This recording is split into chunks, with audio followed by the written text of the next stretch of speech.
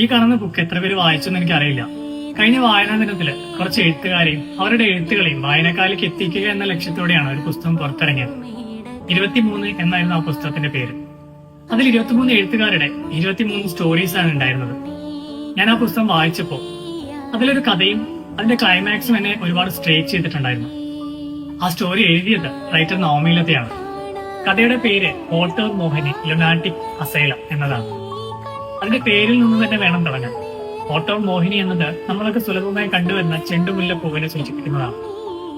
Lunatic എന്നത് ഭ്രാന്തൻ എന്ന മീനിങ് വരുന്ന ഒരു വേർഡാണ്.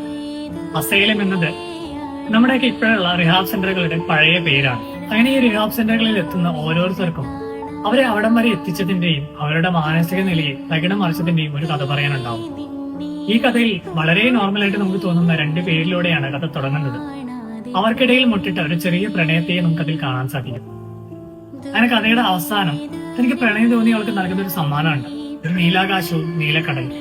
അതെന്താണെന്നുള്ള തിരിച്ചറിവാണ് വായനക്കാരിലേക്ക് അത്രയും നേരം നമ്മൾ നോർമലായിട്ട് കണ്ട ഓരോ റിഹാബ് സെന്ററിലെ ആളുകളും എത്രത്തോളം ഭയാനകമാണെന്നുള്ള തിരിച്ചറിവ് നമുക്ക് നൽകുന്നത്.